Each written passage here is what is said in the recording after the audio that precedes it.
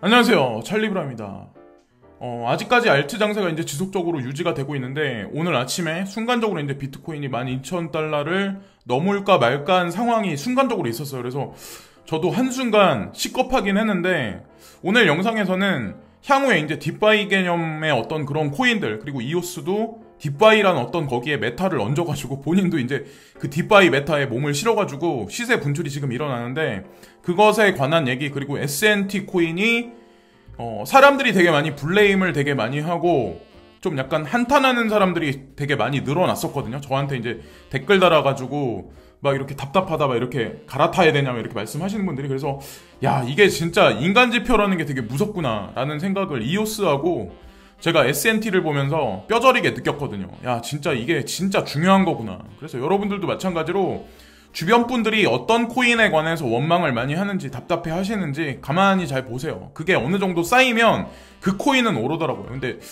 XRP 같은 경우는 그게 이제 엄청나게 많이 쌓여서 굳은 살이 100일 정도까지 쌓여 있는데 가긴 갈 때가 됐는데 안 가네요. 진짜 많이 답답하시겠지만 어쨌건 뭐 어떻게 하겠어요, 우리 입장에서. 자, 일단 오늘 영상에서 이제 제가 중점적으로 이제 말씀드리는 거는 뭐냐면, 일단은 첫 번째, XLM, 스텔라 루멘이죠. 스텔라 루멘도 한동안 엄청나게 올라갔다가 올라간 거에 한 반 정도 조정이 들어갔거든요. 그래서 아직까지 스텔라 루멘 가지고 계신 분들은 올해 연말까지 기대를 저버리지 마시고, 이 차트를 말하는 사람이 되게 유능한 차티스거든요. 되게 유명한 사람인데, 이 사람이 무슨 얘기를 하냐면 지금 가격에서 145% 정도, 그러니까 1.5배 정도 상승할 가능성이 있다.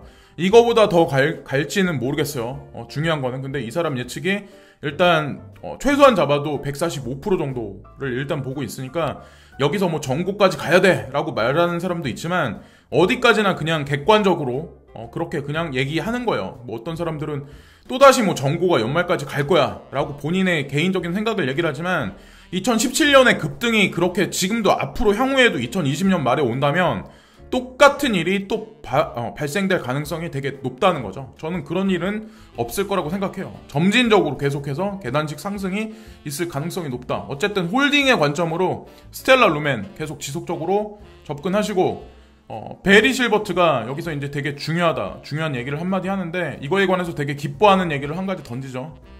자, 여기 보면은 누군가가 이제 비트코인은 살 때다라고 얘기를 하는데, 이분이 이제 누구시냐면 전 프루덴셜 증권의 CEO인 분이에요. 이분이 연세가 지긋하심에도 불구하고 비트코인에 접근해야 된다, 비트코인 사야 된다, 이런 식으로 로이터 통신에 이 얘기가 또 나왔어.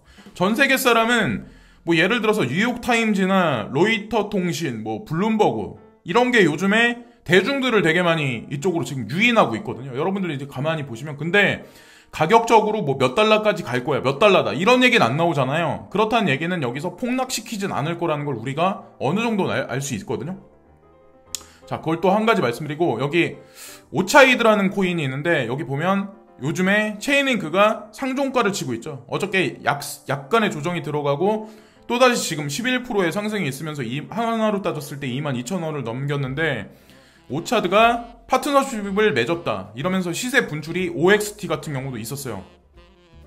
이게 OXT거든요. 제미니 거래소도 있고 윙클보스 형제 중에 한 분이 이거를 지금 밀고 있거든요.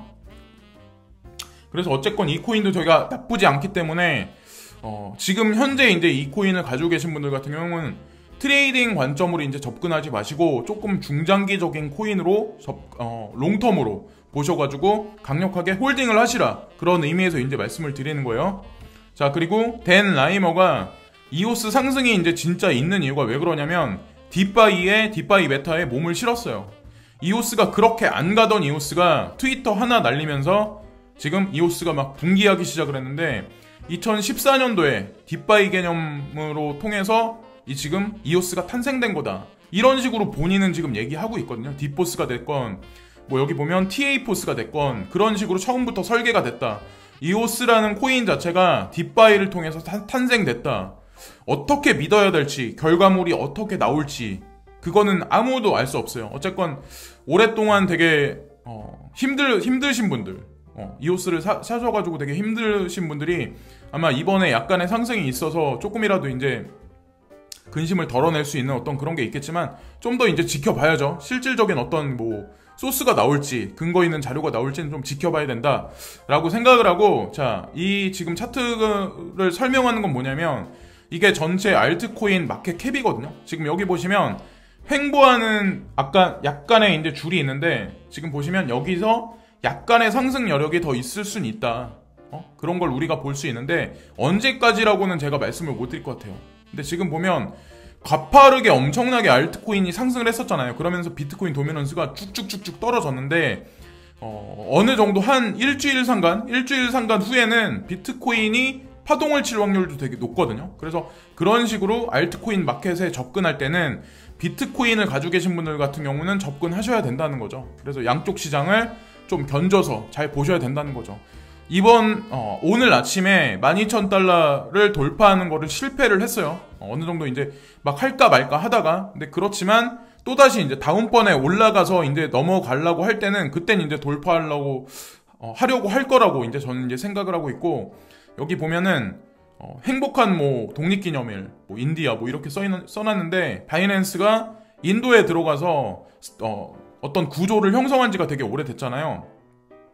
인도가 사실 알고 보면 오픈되어 있는 나라인 것 같기도 하지만 사실은 되게 폐쇄되어 있는 나라거든요. 다른 나라에 관해서. 근데 뭐 미국에 있는 자본이 중국에 갔었고, 중국에서 커진 중국 자본하고 미국 자본이 상당히 많은 양이 인도에 들어가 있어요. 제가 인도의 첸나이에 6개월 정도 거주를 하면서 많은 다국적 기업들을 많이 봤거든요. 거기에 이제 상주하고 있는 뭐 완성차 시장, 뭐 현다이 자동차라든가 아니면 뭐 아우디라든가 BMW라든가 뭐 토요타라든가 그런 자동차들도 회사들도 되게 많이 들어가 있거든요. 삼성전자도 거기 가서 뭐 TV라든가 이런 거를 생산을 한 다음에 그 생산된 게 동남아로 다시 수출이 되더라고요. 이제 제가 가만히 보니까. 그래서 어쨌건 향후에도 아마 가장 주목해야 될 어떤 그런 시장이 가상자산 시장뿐만 아니라 현물 경제하고도 아마 제가 봤을 때는 베트남, 인도네시아 못지않게 그런 데보다 사실은 포텐셜이 가장 많이 터질 수 있는 나라가 사실 인디아라는 거죠.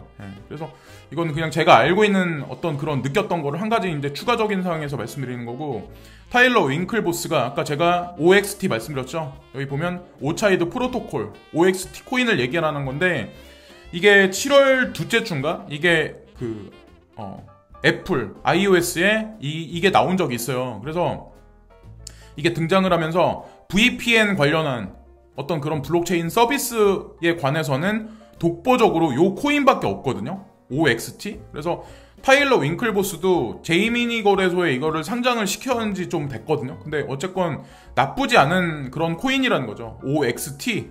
그래서 OXT도 한번 분석을 한번 해보시고, 여기 보시면 기록된 이더리움 네트워크 사용 및 가스 요금이 디파이 확장에 위험을 초래합니다. 지금 가스비가 연일 사상 최고치로 올라가고 있어요. 그 얘기인즉슨 지금 이더리움이 되게 무겁다는 얘기야. 되게 힘겹다는 얘기야. 그러면 이 가스비를 줄여줄 수 있는 프로젝트가 과연 무엇일까?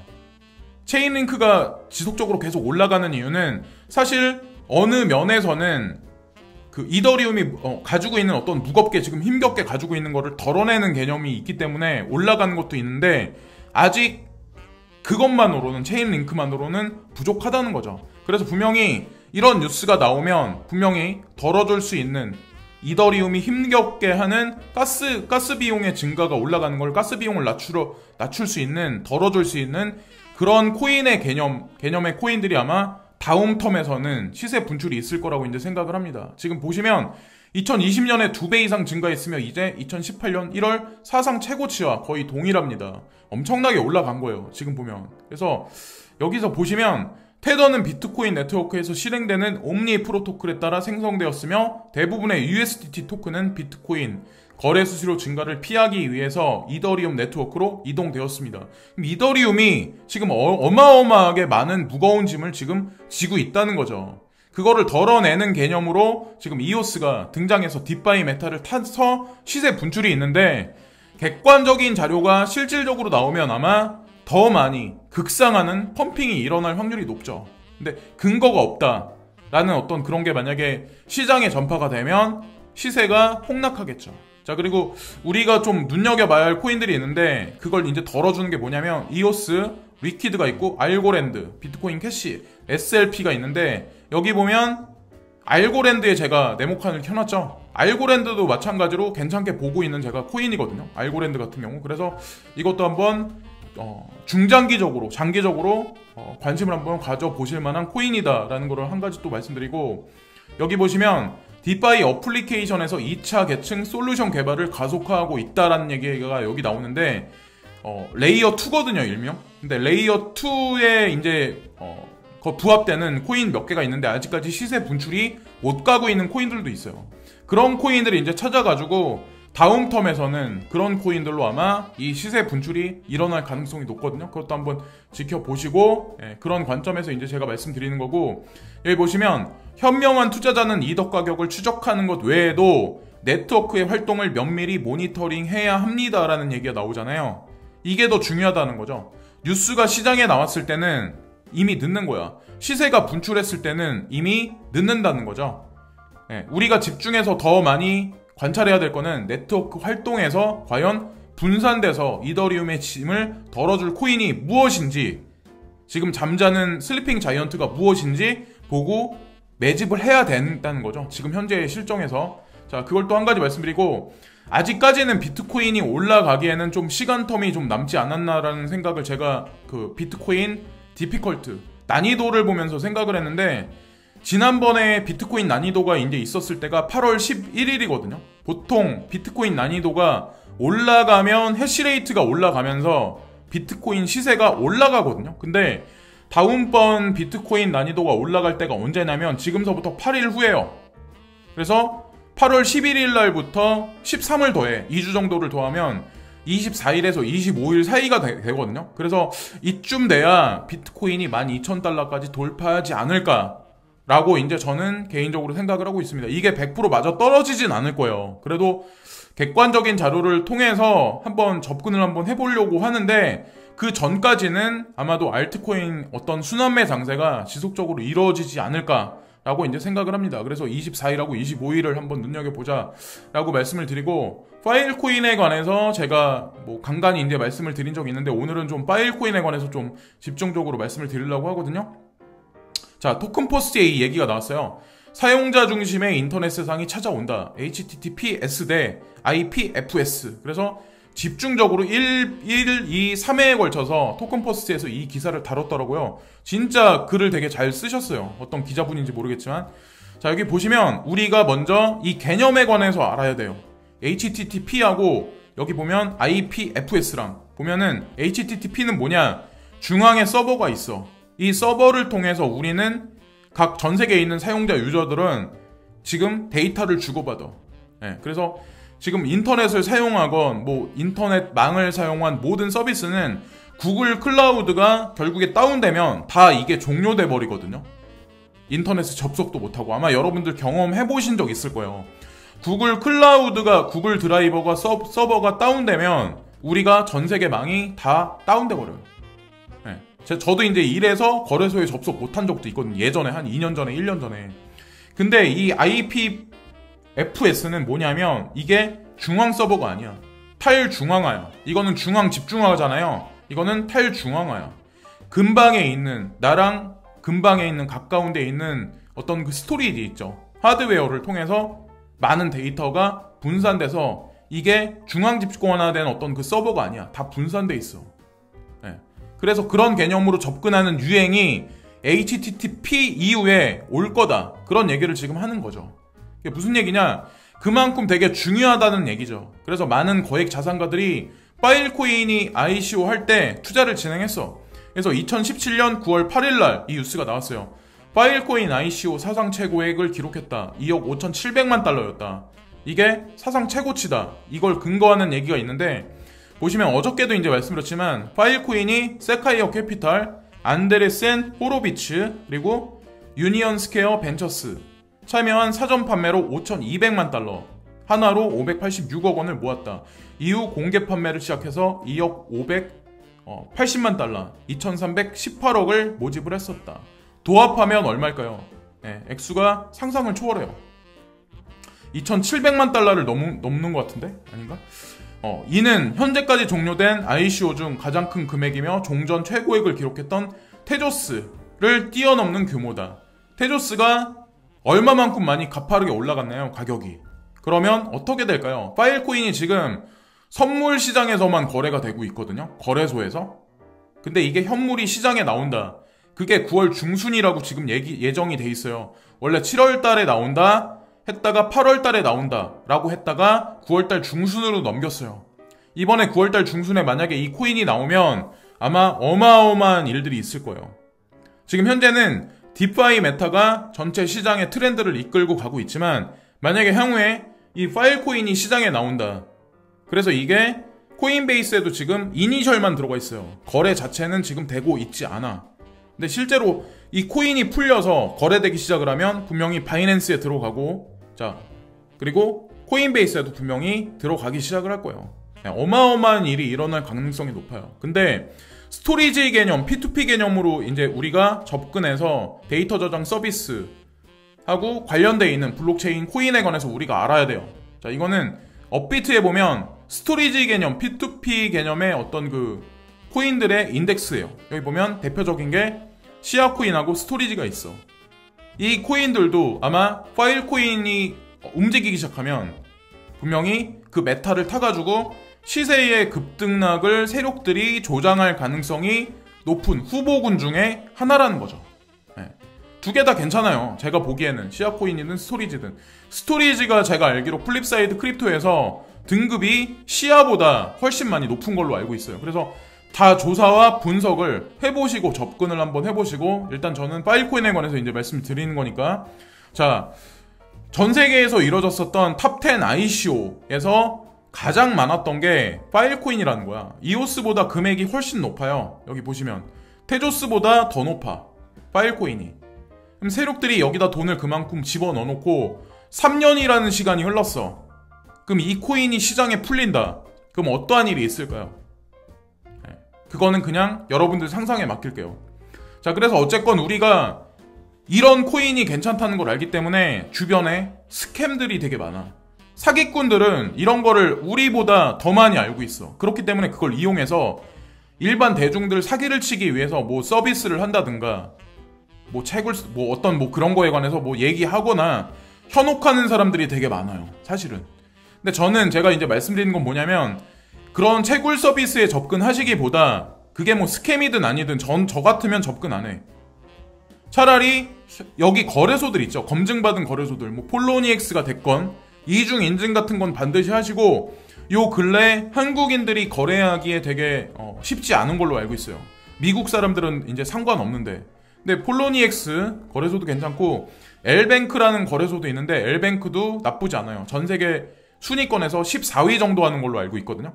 근데 요런 거래소에서 선물이 있으면 차라리 서비스에 간접적으로 투자를 하지 마시고 그 사람들을 믿지 마시고 직접적으로 선물을 거래소에서 매매를 하시라는 거지.